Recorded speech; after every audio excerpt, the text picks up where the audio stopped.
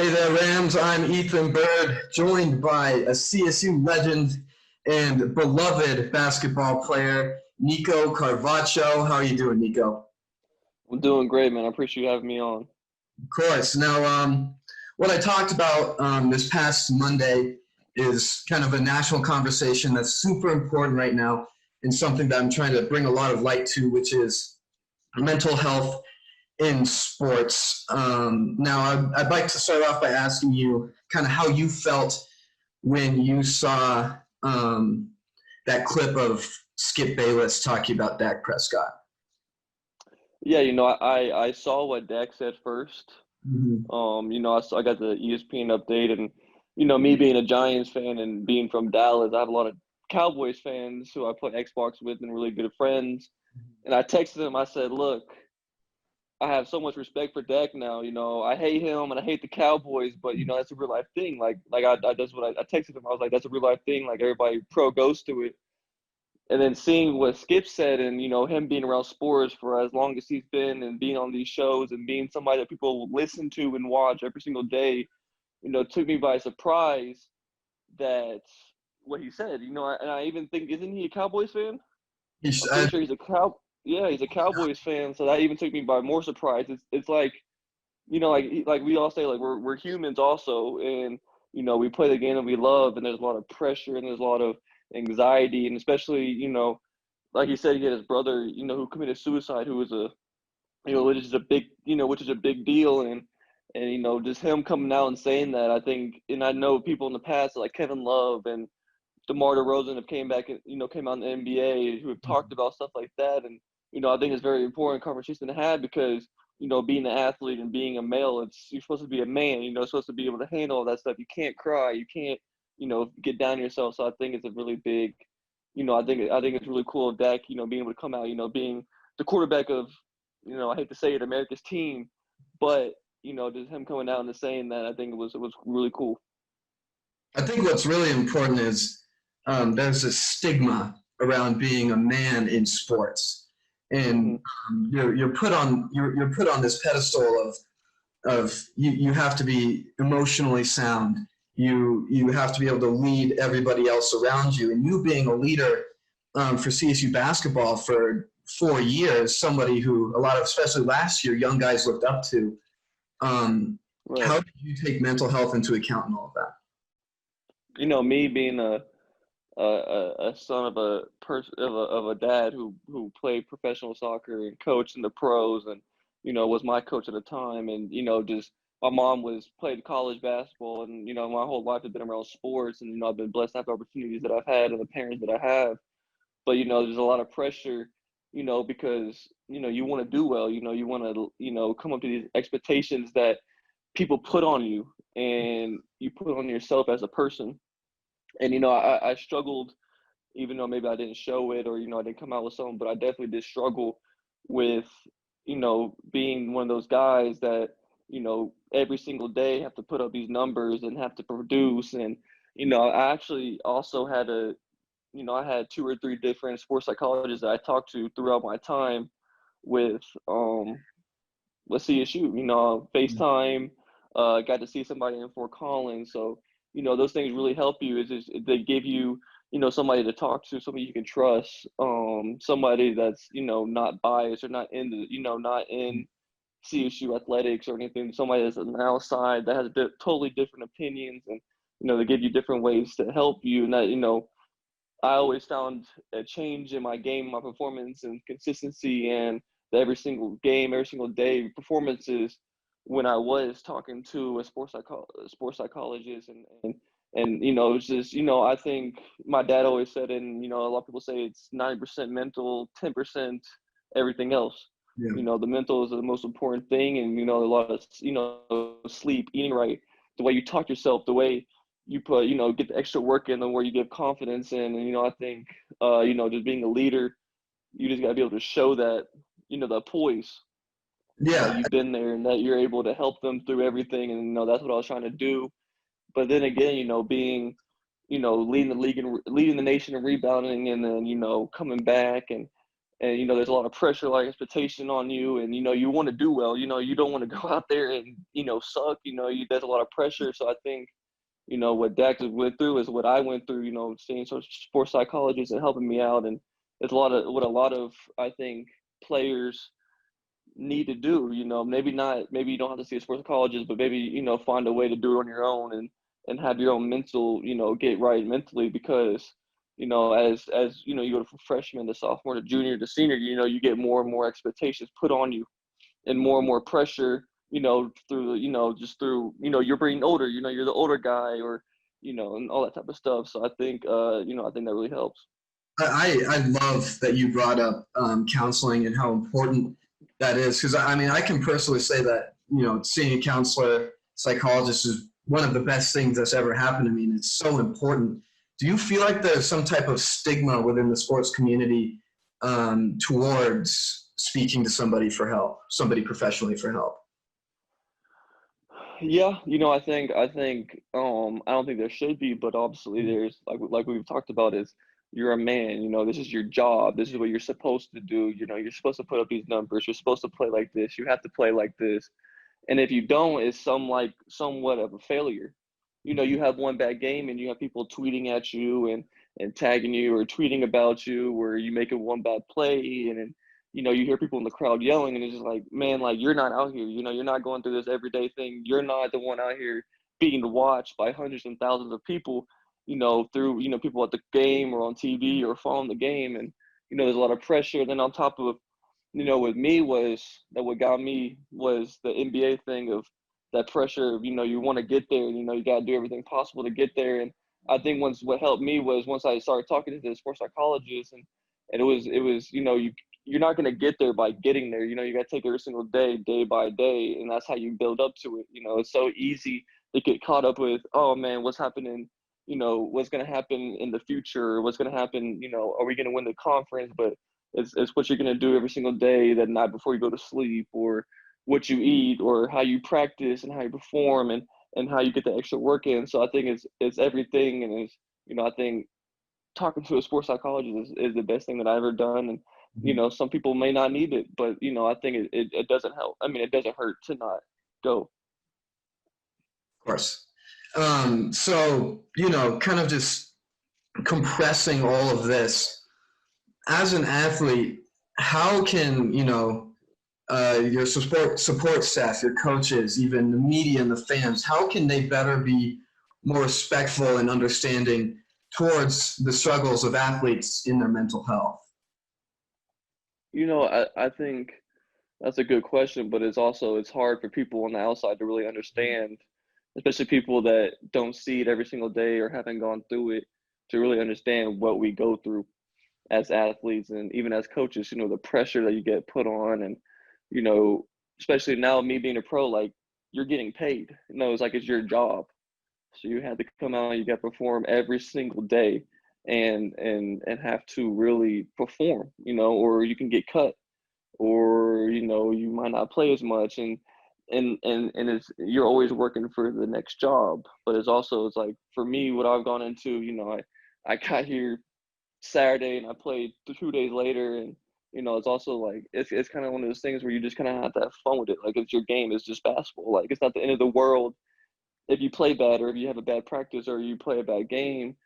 But it's so hard to not think that way when you have, I don't want to say every coach, but a lot of coaches, put that pressure of you played a bad game, and then your minutes start going down, or you start getting treated a different way. And I'm not saying that's how I got treated, but I'm just saying, like, I know, obviously I have friends and I talk to people, and that's what's happened to them. And it's, and then obviously you go through and you see, people tweeting at you, and people, not giving you so much respect. And it's just so hard for people on the outside to really, really understand what we go through and how we feel. To us, I don't want to say like we're objects to them, but like, we're entertainment. They're paying money to see us, and that's how they see us. I'm not saying everybody does, but there's certain people, a group of people, it's like people that think that. Yeah. So probably, would you say that the best way to make this situation better is to just have just keep this as something that's normal to talk about? it's not like a taboo thing to talk about. Athletes struggle just like us. Yeah. We all struggle in the same way. Yeah, I mean, or even I'm not even saying just athletes, but even people that have regular jobs, there's pressure in those jobs also. And there's so many different things that go on in those jobs, and they're not even athletes, but just people as people, as humans, Yeah. people feel things, people don't want to disappoint. People is people pleasing. You want to please people, you want to be their friends, you want to be liked, Yeah. and you want all that, you want to just feel loved, you want to feel good. And when you play bad, or you mess up on a work assignment or something like that, and you see people getting mad and frustrated at you, then you're in your own head, and then and then if you don't fix it right, then it's just going to continue and get worse and worse and get harder to overcome. So I Mhm. think one of those things is, once you start feeling that way, or and the best way to do it is start before that even happens. So when it does happen, you're able to flip the switch and not think about it, and find a way to get over it and overcome it. Exactly. Thank you, Nico, for opening up about all of this. It's never easy. Yeah, But it's an important conversation to have. for Now, sure. I'd like to transition into asking some questions that I'm sure are burning in a lot of CSU men's basketball fans' heads right now. For those of you that don't know, Nico is currently Zooming with me from Bulgaria, Yeah, really far yep, away. He, yeah, he very. off a couple days ago. His first game had a 20-point, 10 rebound double-double with the game-winning shot. Nico, just walk me through kind of the journey to get to Bulgaria and how you're feeling right now. Yeah, it was tough. You get your season cut short. We were supposed to play in that CTI or CBI or NIT, whatever it was. We're supposed to play in the postseason tournament. Mm-hmm. You go home during spring break. You're thinking that, hey, maybe we come back to school. This COVID thing is gonna blow over. Next thing you know, it's April and you're still at home, and so I had a little time off, got to see the family. It's the first time I was with my family for a extended period of time in about 6-7 years. So it was really nice to be home with them. Especially going into what I was about to do, go be a pro and all that stuff. So I think, I was able to, get my mind right. And, I had a lot of help from, friends. Like, I was Zoom calling some guys from my Chile national team on FaceTime. We were working out, through FaceTime. And then I also had the opportunity to come back to Colorado and train. Coach Ali and Coach JR were able to train me, because I'm not a student athlete anymore. So I was able to, get them to train me at the Integrity in Loveland, and just being able to work out and to stay ready, and then going to Indianapolis through August until when I left, and training with NBA, and an NBA trainer. My agent sent me there. There was NBA guys there, being immersed in that conversation. And it was tough. Obviously my goal, my dream is to play in the NBA, and then there was no NBA workouts, no combines, no summer league. And now you're just waiting every single day, like, all right, is the season gonna get pushed back? Is there gonna be workouts, sooner or later? And then now they're getting pushed back to November. The draft in November. That means season's not going to start to December, late January probably. Now if I don't make a team, now I'm sitting here. Not many options in overseas, because as a rookie, you already get tagged as a rookie. So it's really hard to get a deal. You're a rookie. You gotta be. You gotta start low, build up like you do in college. But and then there's veterans taking rookie deals because they got to find a job. There's not many jobs. Pay cut because of COVID, and I'm training, and I'm getting interests. I'm coming down to the it's between me and another player, and the other team chooses another player. So now I'm sitting here, concerned and frustrated, and I get this deal in Bulgaria, and I'm like, Bulgaria? I've never even heard of Bulgaria. Like, it's just, I don't want to say scary, but different. I've been able to experience overseas playing for the Chile national team, and traveling all over South America. I've been to Europe before, but just being able to, just do that, and just seeing, Bulgaria, and then like they're like, oh yeah, they want you in a week. Mm-hmm. And then you're signing the contract, and you're rushing to get the stuff done, and you're kind of freaking out a little bit, and you're in the head thinking about what it's gonna like, and then you get here, and it's really, really cool. Apartment I'm at is really cool. I fly all like 24 hours.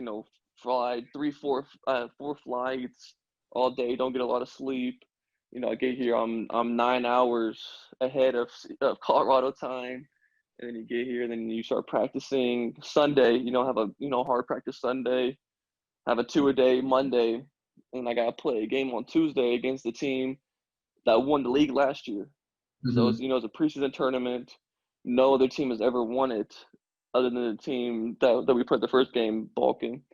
And we have it's a really, really good game. We're up, they come back. I'm playing well, have 20 and 10, and then they go up, they hit a shot to go up by one. We get the rebound, kick it out. Someone misses a three. I keep the shot alive, get it up, put it back up at the buzzer, and it's kind of one of those welcome. It's one of those things that Yeah. it was just a welcome. Like it was just like my first game. It was like I'm here type of thing, and I was able to. And then the next game we played yesterday ended up winning. Had a decent game again, 11 and 7, and probably could have had 17. Some shots winning out, but it's kind of one of those things that I came in with a pro mindset of whatever you gotta do, you gotta get it done, and Mm-hmm. not being here and not being able to train as practice with them as much, the chemistry, and then learning the plays like that, and just trying to immerse myself with the team and chemistry. I think it was a really cool deal. Yeah, I'm be honest, I got, you telling that story of you hitting that game-winning shot, some goosebumps come up because, myself and most of Fort Collins were watching that for 4 years in a row. It's just Nico Yeah, Carvacho keeping the shot alive, and now Nico Carvacho keeping the shot alive in Bulgaria. I right. think that's really special. So, what is the? I'm very curious. What's the language barrier like with your team? It's really cool to coach and assistant coach English. Mm-hmm. Players speak really, really, really good English, or pretty much fluent. Some of the guys is a little harder, but they try. It's one of those things when you come to Europe, it's every team has Americans, and Mm-hmm. they've been having Americans, and Yeah. everybody knows that the imports, so everybody learns how to speak English. So within the team, it's not very difficult because people talk. You can have a conversation with this, and even you go to restaurants and the menu is half Bulgarian and half American, which is very nice. Actually get to see like what the food is and all that type of stuff. And, a lot of waitresses or waiters, they speak a good enough English to get by. And so it hasn't been too bad, luckily, which is nice. That's awesome. And then are there fans at Bulgarian games right now, or is it still COVID lockdown kind of? Yeah, there was probably like 100 fans at this preseason tournament that we had, but when the season starts, I think they said something about 40% maybe capacity. It's not as bad as it is in America over here. You don't really have to wear masks unless you're like in a big public place, which is nice. I think they said they got like 70 or 7 million people in the whole country or something like that, only 90 per day or something like that. So it's not as bad as the US, so it's nice, but obviously you gotta stay safe and wear what you need to, and hand sanitizer, and stay clean because you don't want to get in and have to quarantine yourself and all that. So it's been a kind of getting back a little bit to normalcy of what it was like, but also just having that caution. Mm-hmm. And at least you're back playing ball, right? Exactly. Yeah. Now, Nico, I mean, all Fort Collins is super proud of you. There's been a lot of outpour of love on Twitter. I mean, on campus, everything going on. Is there anything that you would like to say to Ram fans before we log off? Yeah, I just want to thank the Ram fans, sticking with me for those 4 or 5 years. There's a lot of ups and downs, a lot of highs and lows, but they stay with me and they always showed love and appreciated me. And I don't think I'm here and doing what I'm doing and having the career that I'm gonna have without being an experience for Collins and CSU basketball and just meeting everybody and having the love and support from them. So I just I appreciate them and just know they're always on my mind, and I can't wait to come back in the summers and get to meet up with people again and just relive those moments. Awesome.